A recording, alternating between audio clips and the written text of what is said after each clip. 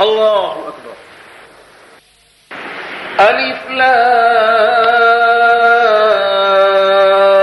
را كتاب أحكمت آياته ثم فصلت من لدن حكيم خبير ألا تعبدوا إلا الله إنني لكم منه نذير وبشير وأن استغفروا ربكم ثم توبوا إليه يمتعكم متاعا حسنا إلى أجل مسمى ويؤتك الذي فضل فضله وإن تولوا فإني أخاف عليكم عذاب يوم كبير إلى الله مرجعكم وهو على كل شيء قدير ألا إنهم يثنون صدورهم ليستخفوا منه ألا حين يستغشون ثيابهم يعلم ما يسرون وما يعلنون إنه عليم بذات الصدور.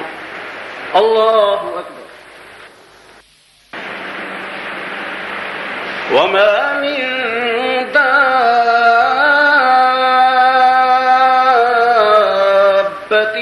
في الأرض إلا على الله رزقها ويعلم مستقرها ومستودعها كل في كتاب مبين. وهو الذي خلق السماوات والأرض في 6 أيام وكان عرشه على الماء ليبلوكم أيكم أحسن عملا ولئن قلت إنكم مبعوثون من بعد الموت ليقولن الذين كفروا إن هذا إلا سحر مبين. ولئن أخرنا عنهم العذاب إلى أمة معدودة ليقولن ما يحبسوا ألا يوم يأتيهم ليس مصروفا عنهم وحاق بهم ما كانوا به يستهزئون. ولئن أذقنا الإنسان منا رحمة ثم نزعناها منه إنه ليئوس كفور. ولئن أذقناه نعماء بعد ضراء مسته ليقولن ذهب السيئات عني إنه لفرح فخور إلا الذين صبروا وعملوا الصالحات أولئك لهم مغفرة وأجر كبير. فلعلك تارك بعض ما يوحى إليك وضائق به صدرك أن يقولوا لولا أنزل عليه كنز أو جاء معه ملك إنما أنت نذير والله على كل شيء وكيل. أم يقولون افتراه قل فأتوا ب10 سور مثله مفتريات وادعوا من استطعتم من دون الله إن كنتم صادقين. فإن لم يستجيبوا لكم فاعلموا أنما أنزل بعلم الله وأن لا إله إلا هو فهل أنتم مسلمون. من كان يريد الحياة الدنيا وزينتها نوفي إليهم أعمالهم فيها وهم فيها لا يبخسون. أولئك الذين ليس لهم في الآخرة إلا النار وحبط ما صنعوا فيها وباطل ما كانوا يعملون.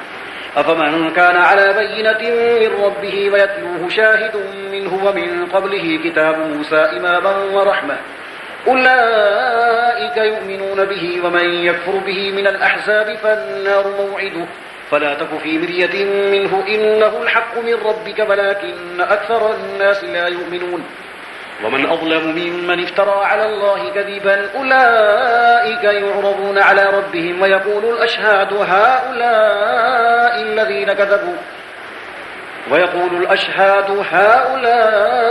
الذين كذبوا على ربهم ألا لعنة الله على الظالمين الذين يصدون عن سبيل الله ويبغونها عوجا وهم بالآخرة هم كافرون. أولئك لم يكونوا معجزين في الأرض وما كان لهم من دون الله من أولياء يضاعف لهم العذاب ما كانوا يستطيعون السمع وما كانوا يبصرون. أولئك الذين خسروا أنفسهم وضل عنهم ما كانوا يفترون لا جرم أنهم في الآخرة هم الأخسرون. إن الذين آمنوا وعملوا الصالحات وأخبتوا إلى ربهم أولئك أصحاب الجنة هم فيها خالدون. مثل الفريقين كالأعمى والأصم والبصير والسميع هل يستويان مثلا أفلا تذكرون. ولقد أرسلنا نوحا إلى قومه إني لكم نذير مبين ألا تعبدوا إلا الله إني أخاف عليكم عذاب يوم أليم. فقال الملأ الذين كفروا من قومه ما نراك إلا بشرا مثلنا وما نراك اتبعك إلا الذين هم أراذلنا بادي الرأي وما نرى لكم علينا من فضل بل نظنكم كاذبين. قال يا قوم أرأيتم إن كنت على بينة من ربي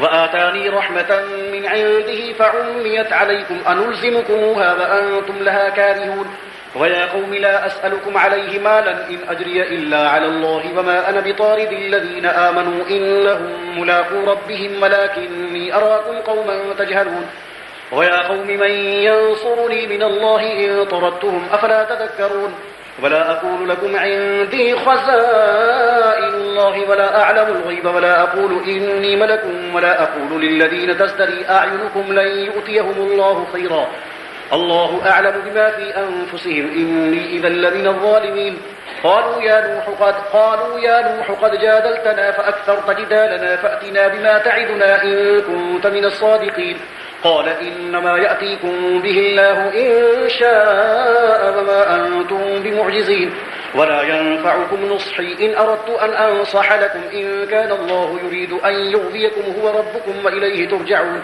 أم يقولون افتراه قل إن افتريته فعلي إجرامي وأنا بريء مما تجرمون وأوحي إلى نوح أنه لن يؤمن من قومك إلا من قد آمن فلا تبتئس بما كانوا يفعلون واصنع الفلك بأعيننا ووحينا ولا تخاطبني في الذين ظلموا إنهم مغرقون ويصنع الفلك فكلما مر عليه ملأ من قومه سخروا منه قال إن تسخروا منا فإنا نسخر منكم كما تسخرون فسوف تعلمون من يأتيه عذاب يخزيه ويحل عليه عذاب مقيم حتى إذا جاء أمرنا وفارت النور قل نحمل فيها من كل زوجين اثنين وأهلك إلا من صدق عليه القول وما آمن معه إلا قليل وقال اركبوا فيها بسم الله مجريها ومرساها إن ربي لغفور رحيم وهي تجري بهم في موج كالجبال ونادى نوح ابنه وكان في معزل يا بني اركب معنا ولا تكن مع الكافرين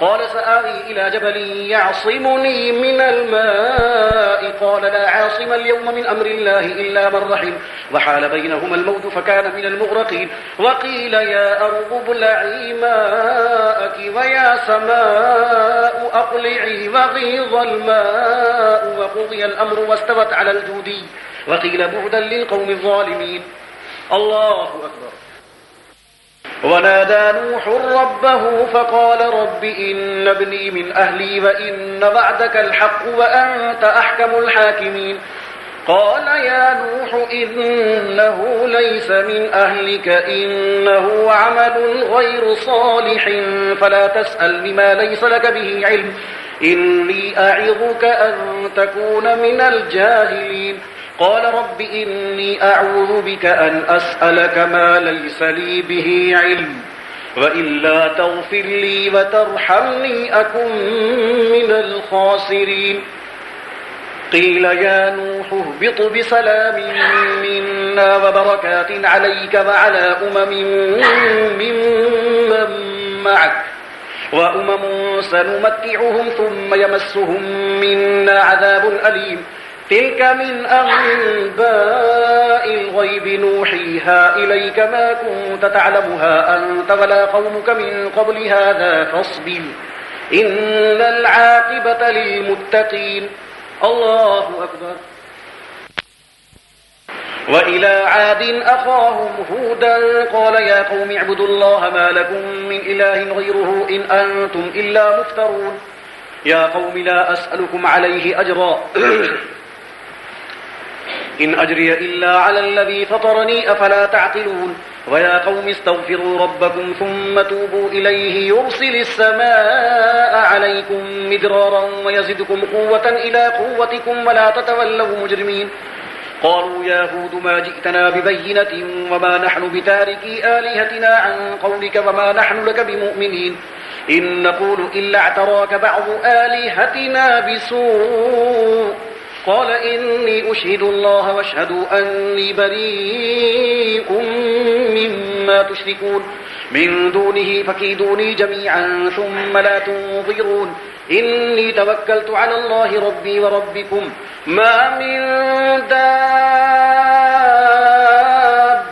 إلا هو آخذ بناصيتها إن ربي على صراط مستقيم فإن تولوا فقد أبلغتكم ما أرسلت به إليكم ويستخلف ربي قوما غيركم ولا تضرونه شيئا إن ربي على كل شيء حفيظ. ولما جاء أمرنا نجينا هودا والذين آمنوا معه برحمة منا ونجيناهم من عذاب غليظ. وتلك عاد جحدوا بآيات ربهم وعصوا رسله واتبعوا أمر كل جبار عنيد. وأتبعوا في هذه الدنيا لعنة ويوم القيامة ألا إن عادا كفروا ربهم ألا بعدا لعاد قوم هود. وإلى ثمود أخاهم صالحا قال يا قوم اعبدوا الله ما لكم من إله غيره هو أنشأكم من الأرض واستعمركم فيها فاستغفروه ثم توبوا إليه إن ربي قريب مجيب. قالوا يا صالح قد كنت فينا مرجوا قبل هذا أتنهانا أن نعبد ما يعبد آباؤنا وإننا لفي شك مما تدعونا إليه مريب. قال يا قوم أرأيتم إن كنت على بينة من ربي وآتاني منه رحمة فمن ينصرني من الله إن عصيته فما تزيدونني غير تفصيل. ويا قوم هذه ناقة الله لكم آية فذروها تأكل في أرض الله ولا تمسوها بسوء فيأخذكم عذاب قريب. فعقروها فقال تمتعوا في داركم 3 أيام ذلك وعد غير مكذوب. فلما جاء أمرنا نجينا صالحا والذين آمنوا معه برحمة منا ومن خزي يومئذ إن ربك هو القوي العزيز. وأخذ الذين ظلموا الصيحة فأصبحوا في ديارهم جاثمين كأن لم يغنوا فيها ألا إن ثمود كفروا ربهم ألا بعدا لثمود. ولقد جاءت رسلنا إبراهيم بالبشرى قالوا سلاما قال سلام فما لبث أن جاء بعجل حنيذ. فلما رأى أيديهم لا تصل إليه نكرهم وأوجس منهم خيفة قالوا لا تخف إنا أرسلنا إلى قوم لوط وامرأته قائمة فضحكت فبشرناها بإسحاق ومن وراء إسحاق يعقوب. قالت يا ويلتى أألد وأنا عجوز وهذا بعلي شيخا إن هذا لشيء عجيب. قالوا أتعجبين من أمر الله رحمة الله وبركاته عليكم أهل البيت إنه حميد مجيد. فلما ذهب عن إبراهيم الروع وجاءته البشرى يجادلنا في قوم لوط إن إبراهيم لحليم أواه منيب. يا إبراهيم أعرض عن هذا إنه قد جاء أمر ربك وإنهم آتيهم عذاب غير مردود. ولما جاءت رسلنا لوطا سيء بهم وضاق بهم ذرعا وقال هذا يوم عصيب. وجاءه قومه يهرعون إليه ومن قبل كانوا يعملون السيئات. قال يا قوم هؤلاء بناتي هن أطهر لكم فاتقوا الله ولا تخزون في ضيفي أليس منكم رجل رشيد.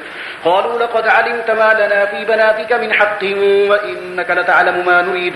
قال لو أن لي بكم قوة أو آوي إلى ركن شديد.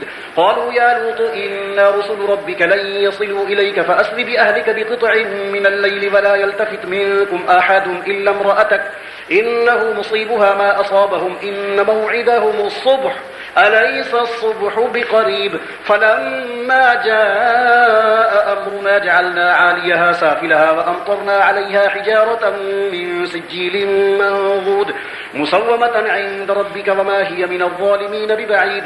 وإلى مدين أخاهم شعيبا قال يا قوم اعبدوا الله ما لكم من إله غيره ولا تنقصوا المكيال والميزان إني أراكم بخير وإني أخاف عليكم عذاب يوم محيط. ويا قوم أوفوا المكيال والميزان بالقسط ولا تبخسوا الناس أشياءهم ولا تعثوا في الأرض مفسدين. بقية الله خير لكم إن كنتم مؤمنين وما أنا عليكم بحفيظ.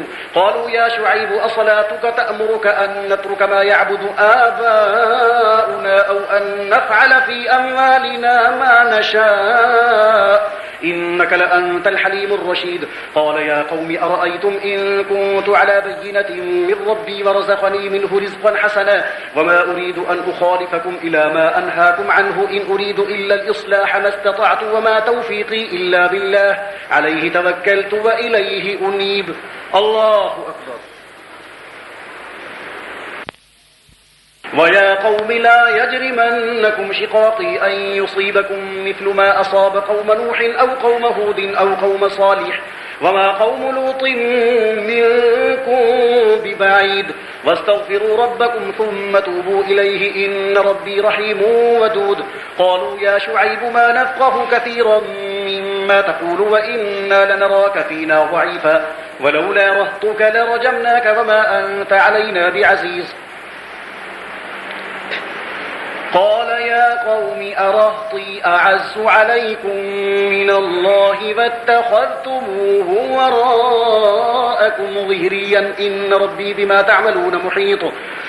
ويا قوم اعملوا على مكانتكم إني عامل سوف تعلمون من يأتيه عذاب يخزيه ومن هو كاذب وارتقبوا إني معكم رقيب. ولما جاء أمرنا نجينا شعيبا والذين آمنوا معه برحمة منا وأخذت الذين ظلموا الصيحة فأصبحوا في ديارهم جاثمين كأن لم يغنوا فيها ألا بعدا لمدين كما بعدت ثمود.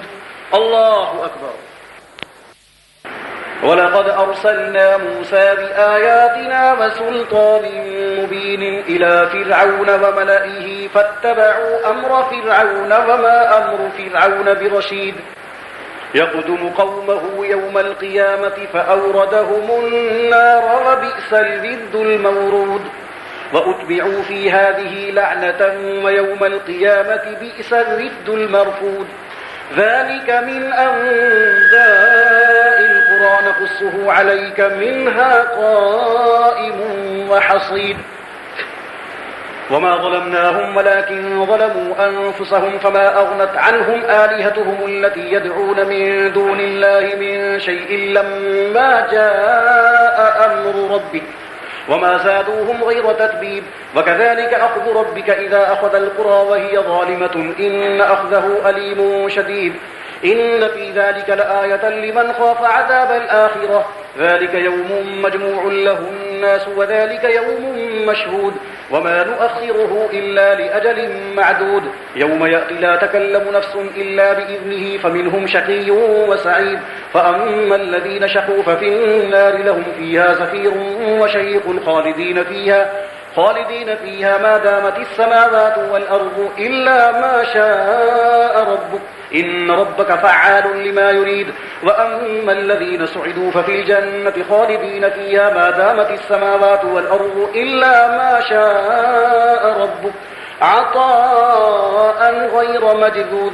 فلا تك في مرية مما يعبد هؤلاء ما يعبدون إلا كما يعبد آباؤهم من قبل وإنا لموفوهم نصيبهم غير منقوص. ولقد آتينا موسى الكتاب فاختلف فيه ولولا كلمة سبقت من ربك لقضي بينهم وإنهم لفي شك منه مريب. وإن كلا لما ليوفينهم ربك أعمالهم إنه بما يعملون خبير.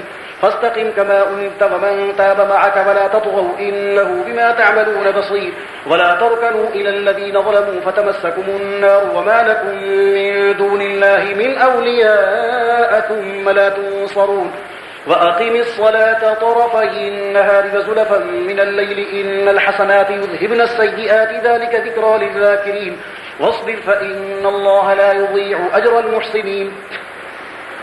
فلولا كان من القرون من قبلكم أولو بقية ينهون عن الفساد في الأرض إلا قليلا ممن أنجينا منهم واتبع الذين ظلموا ما أترفوا فيه وكانوا مجرمين. وما كان ربك ليهلك القرى بظلم وأهلها مصلحون. ولو شاء ربك لجعل الناس أمة واحدة ولا يزالون مختلفين إلا من رحم ربك ولذلك خلقهم وتمت كلمة ربك لأملأن جهنم من الجنة والناس أجمعين. وكلا نقص عليك من أنباء الرسل ما نثبت به فؤادك وجاءك في هذه الحق وموعظة وذكرى للمؤمنين وقل للذين لا يؤمنون اعملوا على مكانتكم إنا عاملون وانتظروا إنا منتظرون ولله غيب السماوات والأرض وإليه يرجع الأمر كله فاعبده وتوكل عليه وما ربك بغافل عما تعملون